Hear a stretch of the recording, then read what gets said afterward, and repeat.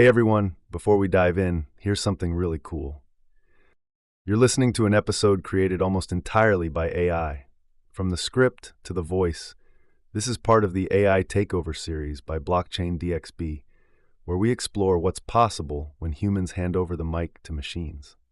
There's little to no human involvement, and that's what makes this episode so powerful. Welcome to the future of content creation. Let's get into it. This episode is powered by Amana, the region's first and fastest-growing regulated all-in-one trading and investing app. Whether you're looking to invest in U.S. stocks like Apple or Tesla, or MENA giants like ADC, Amana puts the global market at your fingertips. You also get access to gold, foreign exchange, ETFs, futures, and commodities. With over 450 assets to choose from, they've got the largest crypto selection in the region. Want to automate your investing? Just set your monthly budget, choose your preferred categories, and let Amana do the rest. No fees, no lockups, and 100% customizable. Even better, funding your account is frictionless. You can now deposit crypto directly from your wallet. And if you get stuck, Amana offers 24/6 real human customer support and personalized sales assistance. Because you're part of the Blockchain DXB community, you get an exclusive offer. Register with the code BlockchainDXB and make at least one trade to receive a $100 trading bonus credited to your account the following month. So what are you waiting for? Download the Amana app now. The link and code are in the show notes. Next up, Blockchain DXB is proud to be the official media partner for one of the biggest blockchain events of the year, the Blockchain Futurist Conference. For the first time ever, North America's leading crypto event is heading to the United States, taking place at the iconic Guitar Hotel at Hard Rock in Hollywood, Florida. Alongside it is ETH Women, happening simultaneously. Expect multi-stage panels, NFT galleries, DeFi showcases, tech demos, metaverse experiences, and more, all under one roof. It's where the smartest minds in blockchain, crypto, and AI will converge. Get 25% off tickets by using the code DXB25. And yes, I'll be there with exclusive live coverage, behind-the-scenes interviews, and spotlight features on groundbreaking projects. Mark your calendars, November 5th and 6th, 2025. Visit futuristconference.com and use code DXB25. Link is in the show notes. Advanced Media is the largest distributor of professional video, photography, cinema, and broadcast accessories in the Middle East. They represent over 100 major brands, including DJI, Hasselblad, Red, and Rode. The mic I'm using to record this? Sponsored by Advanced Media. But what really sets them apart is their commitment to purpose. People, planet, and prosperity. That's not just branding, it's their actual business model. They've partnered with SAE Institute in Dubai to offer scholarships to students pursuing a bachelor's degree in filmmaking, each worth AED 50,000. They also run regular workshops, training programs, and tech showcases across the region. For more info, visit amt.t, that's amt.tv. Now, let's talk about Startup.oi, a global tech platform transforming how engineers connect with opportunity. They offer high-paying, remote tech jobs that give you complete flexibility in location and working hours. On top of that, Startup.oi hosts free global events, meetups, and tech talks designed to help you grow your skills and network with other professionals across the world. What makes them stand out is their commitment to community, especially in emerging spaces like blockchain, Web3, and the metaverse. Whether you're just starting your career or you're a seasoned dev looking for the next opportunity, Startup.oi gives you a platform to learn, earn, and grow. You can download the app from the Google Play Store or Apple App Store, or just click the link in the show notes. Finally, let's talk about something every crypto investor should take seriously: security. And that's where Ledger comes in. Ledger is one of the most trusted names in crypto security. Their hardware wallets, like the Nano S Plus and Nano X, keep your assets safe by storing your private keys offline. That means you're protected against hacks, malware, and phishing attempts that can compromise online wallets. The company is headquartered in Paris and is constantly innovating. Their team works with world-class security researchers and regularly tests their own products for vulnerabilities. It's why ledger wallets are used by millions around the world. Using a hardware wallet isn't just smart, it's essential. If you're serious about crypto, it's time to stop relying on centralized exchanges or browser wallets. Click the link in the show notes to order your Ledger wallet and support this podcast at the same time.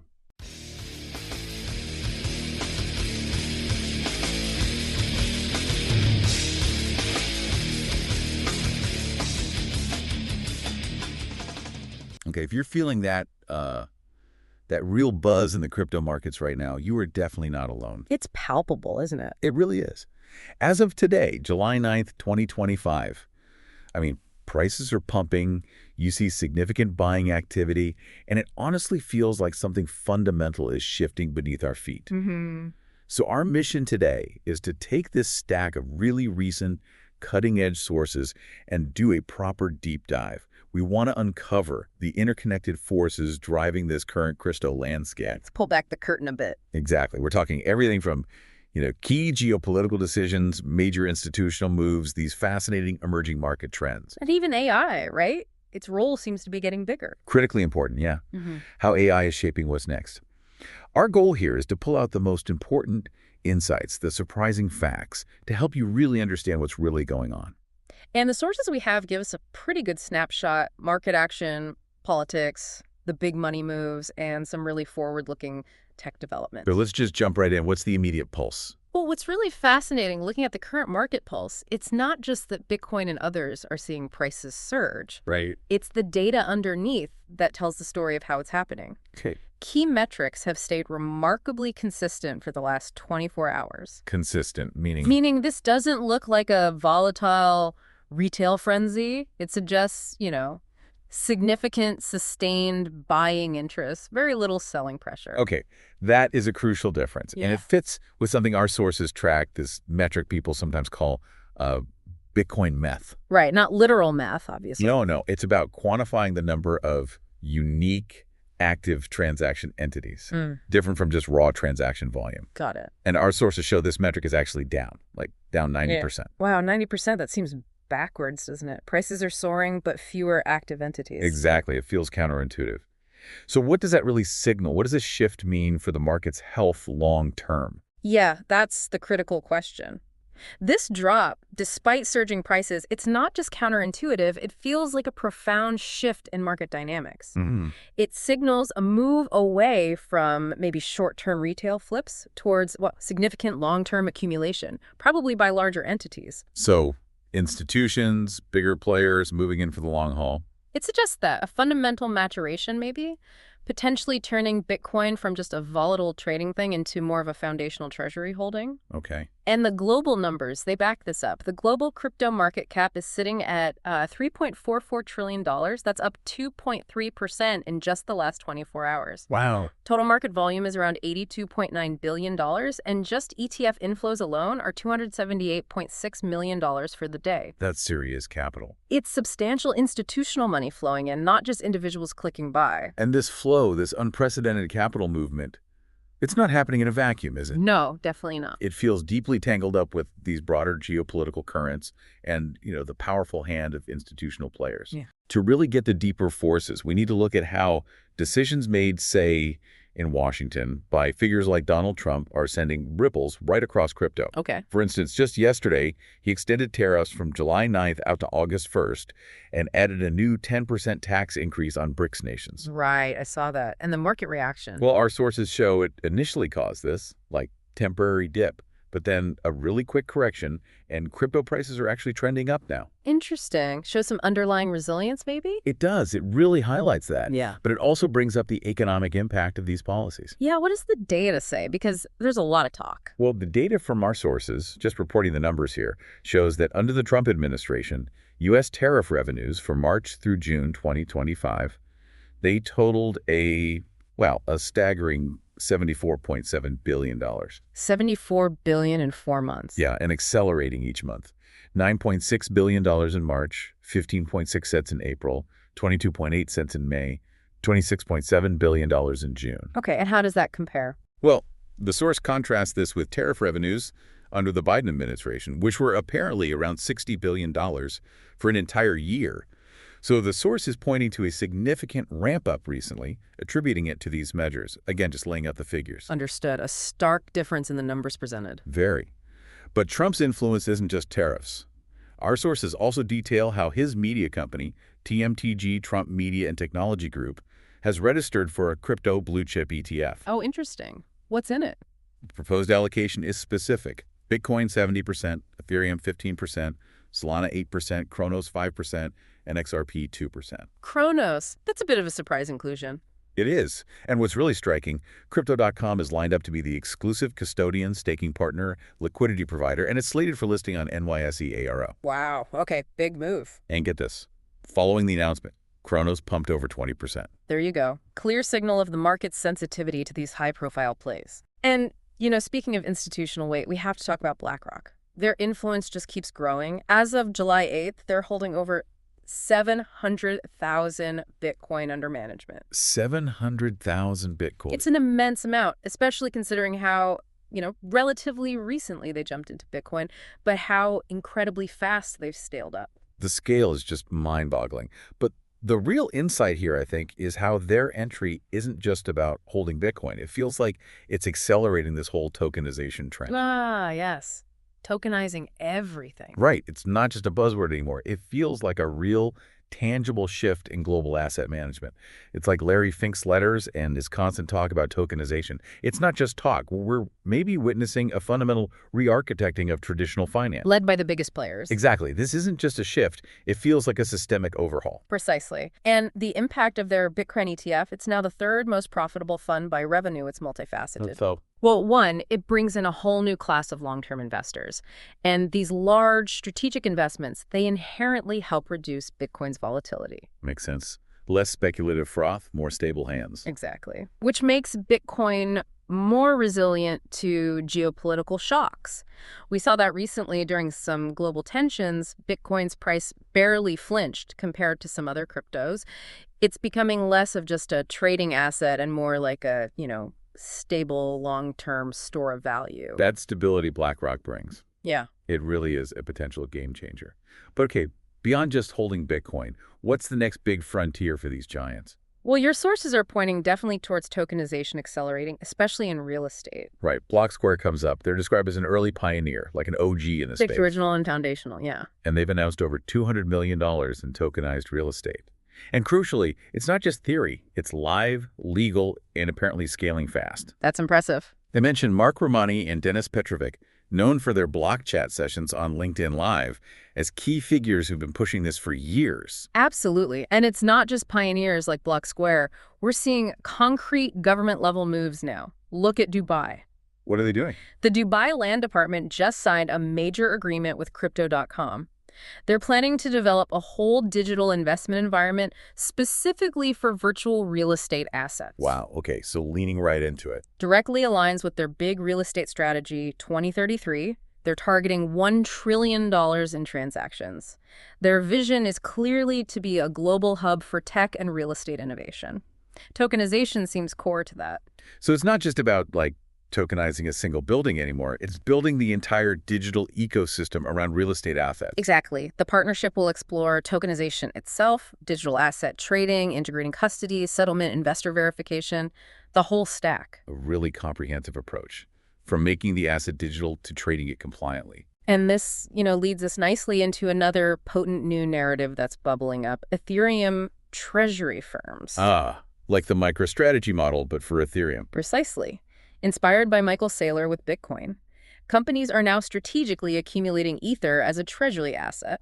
SharpLink Gaming is cited as a pioneer here. SharpLink Gaming. Okay, what are they doing? As of July 4th, 2025, they've gathered up 205,634 ETH, and they've committed 100% of it to staking and restaking protocols. Wow, not just holding, but putting it straight to work for yield. Exactly. Optimizing yield generation. And is it working? Are they seeing returns? Our sources note they've already earned roughly 100 ETH in staking rewards in just 1 month. 100 Ether in a month. Yeah, contributing to an estimated total yield of about 322 ETH. So it's not just holding, it's active yield generation on a pretty massive scale. Okay, so what's the broader implication if more companies start doing this? Well, if this trend catches on, it's not just about SharpLink. It signals a potential paradigm shift for Ethereum itself. How so? This institutional accumulation, focused on yield, could dramatically increase Ethereum's total value locked the TVL. Right, the value locked in smart contracts. Yeah, you could potentially push TVL past $150 billion,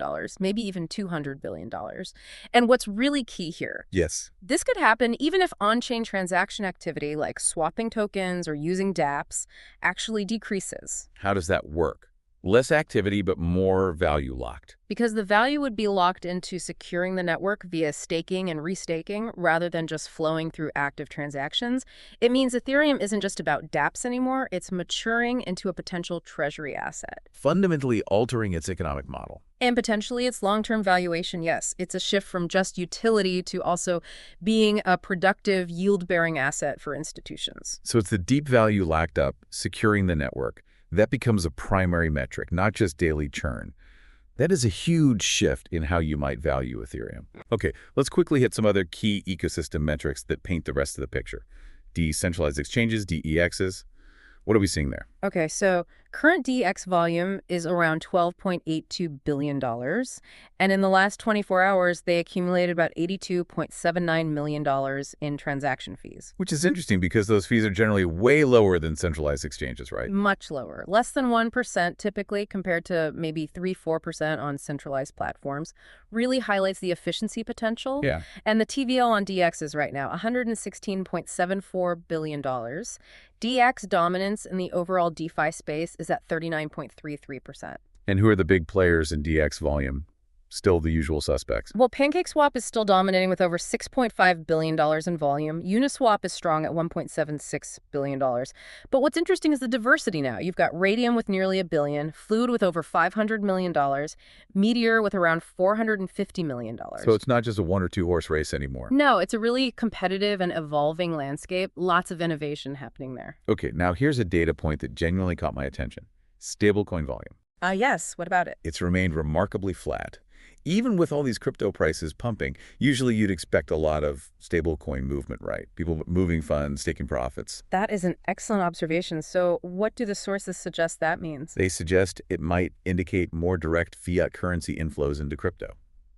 So new money coming in from bank accounts rather than people just swapping between crypto assets and stablecoins already in the ecosystem. Exactly. Less recycling, more fresh capital, which fits with the institutional accumulation idea too. Makes sense. And the top stablecoins by volume. Still Tether USDT way out in front at $61.82 billion. Then Circle's USDC at $8.57 billion. And FDUSD at $5.16 billion. Okay. And overall market dominance. Bitcoin's dominance is holding strong at 63.56%. That's a $3.16 trillion market cap. Ethereum's dominance is 9.18%, about $315 billion market cap. Got it. Now, for maybe the most unexpected twist, looking at the DApp landscape. Okay. If you look at the top platforms by the number of decentralized applications built on them, who would you guess is number one? Based on hype, maybe Solana. Or Ethereum traditionally. You might think. But surprisingly, according to our sources, Binance BNB Smart Chain leads. 5,786 dApps. Wow. BNB chain number one. Yeah. Ethereum is second with 5,070. Then Polygon with 2,457. Tron with 1,411. And Arbitrum rounds out the top 5 with 749. And Solana. Not even in the top 5 by number of dApps listed in this source. That is genuinely surprising. It really challenges some common narratives about where developers are building, doesn't it? Highlights the maybe unexpected strength or breadth of chains like BNB. Absolutely. Okay, finally, let's shift to the real cutting edge. Yeah. This convergence of AI and blockchain, particularly around data centers and scalability. Yeah, this is super interesting. Dubai and Saudi Arabia are making huge strategic plays here. NextD Data Centers just signed a 15-year deal. 15 years? For what? To host 10 megawatts of AI workloads in the Southeast Desert Dragon facilities in Saudi Arabia, and the capacity is rolling out through 2027. Desert Dragon. Okay, tell me about them. They're a Saudi-based colocation provider. Big ambitions, targeting 187 megawatts of capacity across Saudi by 2029. And their focus is explicitly AI and hyperscale computing. So building the foundational infrastructure for massive AI operations. Exactly. And the source mentions they're using or exploring immersion cooling. The liquid cooling. Much more efficient than air cooling for intense heat loads. Right. Calls it a future-ready alternative, especially relevant for things like Bitcoin mining heat or, running these huge AI models. Makes sense. You need serious cooling for serious compute. So AI isn't just like training chatbots separately from crypto. It seems to have this profound dual role in crypto scalability itself. How so? What are the two sides? Well, short term, our sources suggest these data centers are mostly supporting, generative cloud services, general AI stuff like training large language models. Okay, the standard AI boom we're seeing everywhere. But the long-term impact on blockchain scalability, that's where it gets really interesting. This is where the true potential synergy lies, right? Exactly. AI infrastructure could optimize blockchain operations in some subtle but powerful ways. Like what? Like predicting network congestion, optimizing gas fees dynamically, even detecting on-chain anomalies or hacks in real time. And crucially, doing that without needing complex protocol changes or hard forks. That's the idea. Just making existing systems run way smarter, more efficiently, more securely using AI oversight. Okay, that's one angle. What else? It could also power the really compute-heavy stuff. Think ZK proofs. Zero-knowledge proofs, crucial for privacy and scaling. They require a lot of computation. Right, so more powerful AI compute means faster proof generation, which leads to vastly more scalable Layer 2 solutions, especially for Ethereum. Could fundamentally change transaction throughput. So AI doesn't just analyze the chain, it helps build more scalable versions of it. Potentially, yeah. And this extends further, enabling things our sources call AI-powered treasuries, maybe autonomous governance tools, smarter DAOs. Decentralized autonomous organizations run with AI logic. Could be. The infrastructure doing the thinking would be this robust AI compute. And if you connect this to that emerging idea of DePIN, Decentralized physical infrastructure networks. right, which aim to decentralize compute and storage by pooling resources, well, that needs reliable, high-performance physical infrastructure underneath it all. Like the kind Desert Dragon is building. Exactly. It all starts to interconnect. AI needs infrastructure, blockchain scaling can leverage AI, and DePIN tries to decentralize it, but still relies on that physical base layer. It's a really fascinating convergence. It really is. What a journey. As we kind of pull back now and look at the whole tapestry we've woven today. Yeah, lots of threads. It's so clear these aren't isolated trends, are they? We've traced the lines from that raw energy of the market pumps, the shift in who is buying and why. Right, the move towards accumulation. Through the seismic impacts of political decisions, institutional power like BlackRock, literally reshaping market stability. And driving new narratives like tokenization. Yeah, exactly. Groundbreaking stuff like real estate tokenization going live, Ethereum emerging as a potential treasury asset. Generating yield for institutions. And then finally, arriving at this cutting edge.